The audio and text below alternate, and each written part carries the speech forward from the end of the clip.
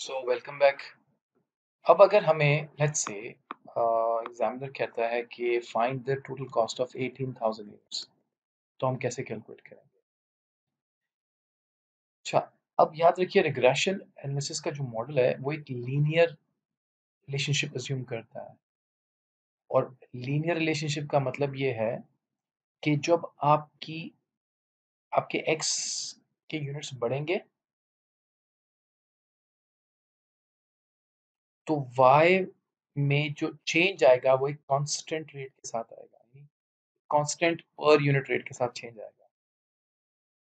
यानी change in B, any change in Y will be constant per unit of X। तो जो भी यहाँ पर चेंज आ रहा होगा वो इसके पर यूनिट के हिसाब से हर दफा वही आ रहा होगा। यानी आपको याद होगा मैंने अज्यूम किया था कि हमारी वेरिएबल कॉस्ट जो है वो $5 मैंने अज्यूम की थी। सो 5 टू 10 प्लस 3 13,000। फिर आप 2000 से 5000 पे मूव किए तो आपके पास 3000 यूनिट्स का इंक्रीज आया और यहाँ पर आपके पास 15,000 यूनिट्स का चेंज आया, $15,000 की चेंज आया। सो 15,000 को अगर आप 3000 जो यूनिट्स का चेंज है उससे डिवाइड करेंगे तो पर यूनिट 5 ही आएगा। तो इस केस में तो है ही यही, इस केस में तो हर यूनिट पे 5 का ही चेंज आ रहा है। लेकिन अगर यहाँ नहीं भी आ रहा होगा कांस्टेंट चेंज, लीनियर रिलेशनशिप ही अज्यूम की जाती है कोफिशिएंट ऑफ कोरिलेशन में। यानी अगर यहाँ चेंज डिफरेंट भी आ रहा होगा पर यूनिट तो वो उसको एवरेज आउट कर देगा और पर यूनिट कांस्टेंट रखेगा। ये एक लीनियर रिलेशनशिप की अजम्पशन है कोफिशिएंट ऑफ कोरिलेशन में कि हर यूनिट पर चेंज कांस्टेंट रहेगा, इवन अगर नहीं भी है तो उसको एवरेज आउट कर देगा। जैसे हो सकता है कि जब 2000 से हमने 5000 बढ़ाए थे तो पर यूनिट हो सकता है $8 आया हो, लेकिन 5000 से 8000 पे गया हो तो 6 आया हो, 8 से 12 पे गया हो तो पर यूनिट चेंज है वो $3 आया हो, और फिर यहाँ पे $2 पर यूनिट आया और यहाँ पर कुछ और आया हो। बट इन सब का जो एवरेज होगा वो उसने एक ही सपोज करना है और वो एक एवरेज रेट निकालेगा चेंज का, और उस एवरेज रेट ऑफ चेंज को बी से डिनोट किया जाता है। ये जो बी है वो पर यूनिट चेंज निकाल के देगा कि ऑन एवरेज इस y वेरिएबल में इसके एक यूनिट की चेंज की वजह से कितना चेंज आ रहा है, जो कि इस केस में 5 है। तो और हर दफा 5 ही आएगा तो उसका एवरेज भी 5 ही आएगा। अगर आपके हर टेस्ट में सेम मार्क्स आए तो आपका एवरेज भी वही रहेगा। लेकिन अगर एक्चुअल डेटा आपके पास कुछ और आए और उस एक्चुअल डेटा में यहाँ पर यूनिट चेंज डिफरेंट हो तो वो आपको एक एवरेज रेट देगा और वो एवरेज रेट ये, और अज्यूम किया जाएगा कि आपकी कॉस्ट उसी पर यूनिट रेट से चेंज हो रही होगी। तो उसको हम बी कहते हैं। इस बी को ग्रेडियंट भी कहते हैं। तो आपसे ग्रेडियंट के नाम से भी ये पूछा जा सकता है, इसका आपसे स्लोप के नाम से भी पूछा जा सकता है, और रेट ऑफ चेंज भी कहते हैं इसको। सो हमें बी निकालना है जो कि इस केस में 5 आएगा, लेकिन जाहिर है किसी भी और एग्जांपल में कुछ और आएगा। और साथ साथ एक ए निकालना है, एक स्टार्टिंग पॉइंट भी निकालना है, क्योंकि अगर आप 5 इंटू 2000 करें तो ये 10,000 आता है, बट ये 13 है। इसमें एक फिक्स अमाउंट भी ऐड हो रही है जिसका ताल्लुक नंबर ऑफ यूनिट से नहीं है। 5 इंटू 5 करेंगे 25,000 आता है, लेकिन एक फिक्स अमाउंट भी ऐड हो रही है 3000 की 28, और वो फिक्स अमाउंट हर जगह ऐड हो रही है irrespective of number of units. तो वो अमाउंट जो यहाँ पर शामिल है और जिसका ताल्लुक यूनिट से नहीं है उसको हम ए कहते हैं। इस केस में वो फिक्स कॉस्ट है। बट जाहिर है फिक्स कॉस्ट इसलिए कि ये कॉस्ट है। बट अगर ये हाइट और वेट होंगे, ये हाइट है और ये वेट हो, तो जाहिर है वेट के वैल्यूज में फिक्स कॉस्ट का कोई काम नहीं है। तो वहां पर ए शो करेगा वो वाला वेट जिसका हाइट से ताल्लुक ना हो, और बी शो करेगा वेट में पर यूनिट ऑफ हाइट जो चेंज आ रहा है वो। इसी तरह अगर ये स्टडी आवर्स हैं, कॉस्ट की जगह आपके कॉस्ट की जगह आपके मार्क्स हो और यूनिट्स की जगह आपके स्टडी आवर्स हो, तो जाहिर है मार्क्स के अंदर फिक्स कॉस्ट का क्या काम है या वेरिएबल कॉस्ट का क्या काम है। तो वहां पर आपका जो ए होगा, ए ए वो वाले मार्क्स होंगे जिनका ताल्लुक स्टडी आवर्स से नहीं होगा।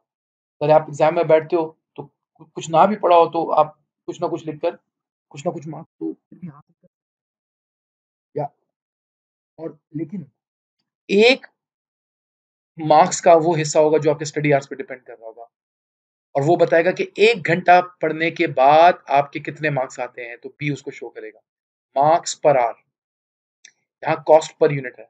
सो हर वेरिएबल पे डिपेंड करेगा कि आपके 2 वेरिएबल्स कौन से हैं, उसके हिसाब से बी और ए डिफाइन होगा। सो इस केस में हमारे पास टोटल कॉस्ट है, लिहाजा B is the variable cost, the change in cost per unit, and A is the fix cost which is independent of units. तो उसको कैलकुलेट करने के लिए फॉर्मूला है summation y upon n minus b summation x upon n। So a निकालने के लिए हमेशा आपको b की जरूरत होती है, इसलिए हमें पहले b निकालना पड़ता है। So, ये फॉर्मूला है। सो अब हम ये दोनों चीजें पहले कैलकुलेट करते हैं, देखते हैं कैसे आती है। तो आपने क्या करना है, यहाँ से वैल्यूज उठानी है और इसमें पुट करनी है, जैसे हमने आर के केस में किया था, तो बिल्कुल सेम है। अगर आप बी का फॉर्मूला देखें तो उसका न्यूमरेटर तो बिल्कुल आर के जैसा है, और न्यूमरेटर में भी एक्स वाली साइड बिल्कुल सेम है, जो वाई वाली साइड होती थी वो हट गई है और स्क्वायर रूट हट गया, बाकी सब कुछ सेम है। सो सेम तरीके से जो पिछली वीडियो में आपने देखा था, अगर वीडियो नहीं देखी तो दोबारा देख लें, उसमें जिस तरह आर के लिए वैल्यूज पुट की थी वैसी पुट करनी है आपने। मैं डायरेक्टली कैलकुलेट करवा रहा हूँ। सो मेरे पास बी का फॉर्मूला है एक्सेल के अंदर, बी का फॉर्मूला है slope, S L O P E slope, और स्लोप में कहता है पहले y की वैल्यूज बताओ। सो y की वैल्यूज ये है 1000 वाली, ये मैंने रखी, और फिर कह रहा है x की वैल्यूज बताओ, फिर मैंने x की वैल्यूज रखी, राइट। अच्छा, आप चाहो तो ये वाली वैल्यूज भी रख सकते हो, लेकिन ये चूंकि आपने 1000 से रिड्यूस किए तो शायद एंड में फिर आपको एडजस्टमेंट करनी पड़े। तो मैं पहले पूरी फिगर्स उठा रहा हूँ, आप भी कैलकुलेटर पे पूरी फिगर्स ले लीजिएगा। स्लोप, सो ये आ गया 5 वेरिएबल कॉस्ट पर यूनिट। हमने भी यही प्रेडिक्ट किया था, और हमने भी अज्यूम किया था, उसने भी यही कैलकुलेट करके दिया। उसके बाद ए है, ए का फॉर्मूला हमारे पास है इंटरसेप्ट के नाम से, इंटरसेप्ट। उसमें भी हम पहले y की वैल्यूज लिखते हैं, कॉमा डालेंगे, फिर x की वैल्यूज लिखेंगे।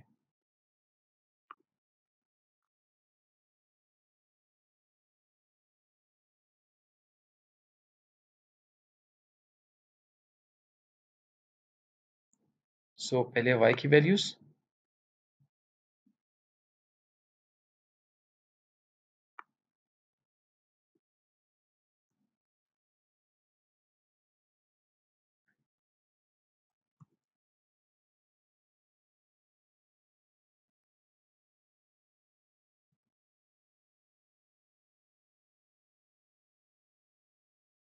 सो 3000 आ गया।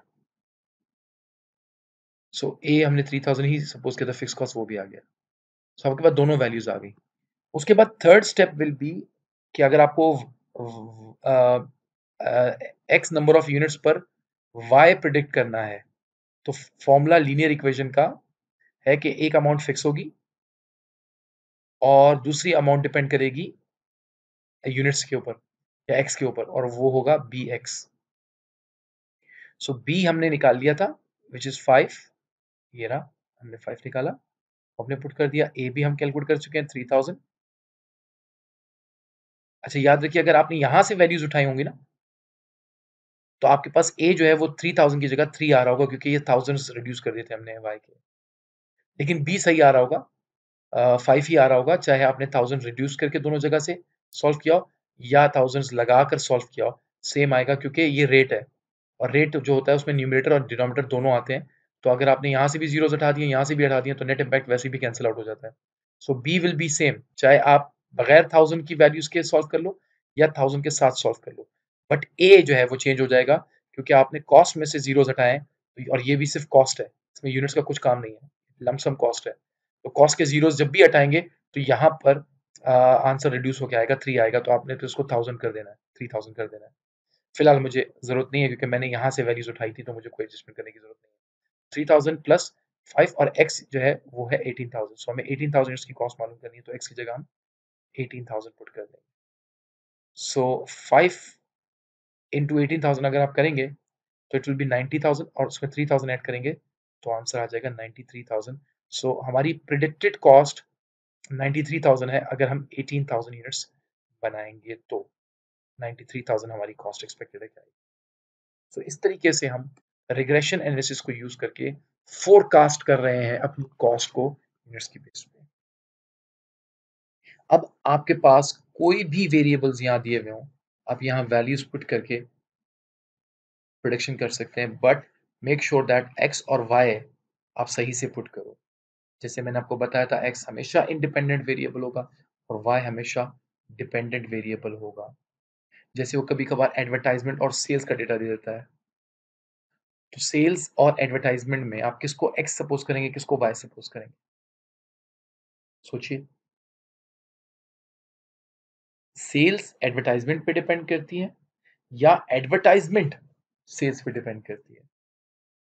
यस, सेल्स डिपेंड करती है एडवर्टाइज़मेंट पे। आप जितनी ज़्यादा एडवर्टाइज़मेंट करेंगे, उतनी सेल्स होंगी। तो सेल्स का डेटा वाई होगा और एडवर्टाइज़मेंट का डेटा एक्स होगा। और अगर आपकी सेल्स को आपने वाई सपोज़ किया, यानी कॉस्ट की जगह आपने यहाँ पर लेट्स से सेल्स लिख दिया। ये सारी सेल्स हैं और यहाँ आपने एडवर्टाइज़मेंट डाल दी, मार्केटिंग या एडवर्टाइज़मेंट। ज़ाहिर है एडवर्टाइज़मेंट भी जो है वो डॉलर्स में ही होती है। सो अगर आप यहाँ पर भी डॉलर्स ही डालेंगे, तो ये आपका वाई होगा और ये आपका एक्स होगा। इस केस में बी और ए क्या होगा सोचिए। वीडियो पॉज़ करें और सोचिए, अगर एक तरफ सेल्स होंगी और एक तरफ एडवर्टाइज़मेंट होगी, तो बी किसको शो करेगा और ए किसको शो करेगा? B will not be variable cost here, क्योंकि सेल्स डेटा के अंदर वेरिएबल कॉस्ट कहाँ से आ गई? और A will not be the fixed cost, क्योंकि अगेन कॉस्ट कहाँ से आ गई? सेल्स के डेटा में। सो बी क्या है और ए क्या है, ये आपको बताना है।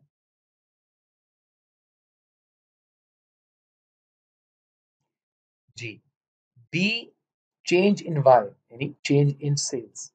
बी होंगी change in sales due to change in 1 unit of X, जो कि एडवर्टाइज़मेंट है। और एडवर्टाइज़मेंट का 1 यूनिट $1 है। डॉलर इसके यूनिट्स है ना? तो $1 अगर आप एडवर्टाइज़मेंट में चेंज करते हैं, जैसे हम यहाँ पर 1 यूनिट चेंज कर रहे थे, कॉस्ट और यूनिट्स के केस में, अब आप एडवर्टाइज़मेंट की बात कर रहे हैं, ये डॉलर्स हैं। तो $1 एडवर्टाइज़मेंट पे स्पेंड करने से जो आपकी सेल्स में चेंज आएगा वो बी है। यानी फॉर एग्ज़ाम्पल अगर बी यहाँ पर 5 आता है, क्योंकि डेटा तो हमने सेम रखा हुआ है, तो बी यहाँ पर 5 अगर आता है तो इसका मतलब क्या होगा? इसका मतलब होगा कि अगर आप $1 एडवर्टाइज़मेंट पे खर्च करने जा रहे हैं, तो आपकी सेल्स में उसकी वजह से जो चेंज आएगा वो $5 का होगा। और ए जो होगा, वो भी डॉलर्स होंगे, लेकिन वो क्या होंगे? ए आपकी वो सेल्स हैं, जो आपको एट एनी कॉस्ट मिलेंगी, चाहे आप एडवर्टाइज़मेंट करो या ना करो। यानी डेटा ये बता रहा है कि आप एडवर्टाइज़मेंट करो ना करो, आपकी $3000 की सेल्स होंगी होंगी। बाकी सेल्स जो हैं, वो आपकी डिपेंड करती है एडवर्टाइज़मेंट पे। तो अगर वो कहता है $18,000 की एडवर्टाइज़मेंट करने जा रहे हैं, बताओ हमारी सेल्स क्या होंगी? तो हमें पता है हर $1 पे $5 मिलेंगे। तो हर 18,000 टोटल पे कितना मिलेगा? तो 5 इंटू 18,000 90,000, यानी $90,000 की जो आपकी सेल्स आएँगी, वो इस $18,000 की एडवर्टाइज़मेंट से आएँगी और 3,000 तो वैसे भी आपकी आनी है, तो 93,000 की आपकी सेल्स होंगी, अगर आप $18,000 की एडवर्टाइज़मेंट्स पे स्पेंडिंग करते हो तो। अब आप देखिए, मैंने कोई डेटा चेंज नहीं किया, सिर्फ़ टर्मिनोलॉजी चेंज हो गई, सिर्फ़ उसकी इंटरप्रिटेशन चेंज हुई है, कैलकुलेशन में कोई चेंज नहीं आया, वैल्यू सारी वही रही। सिर्फ़ ये 2 वेरिएबल्स के चेंज होने से जो हमारी इंटरप्रिटेशन है about B, about A and about Y, वो चेंज हो गई है।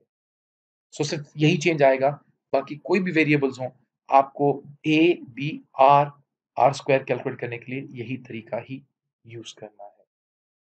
Thank you.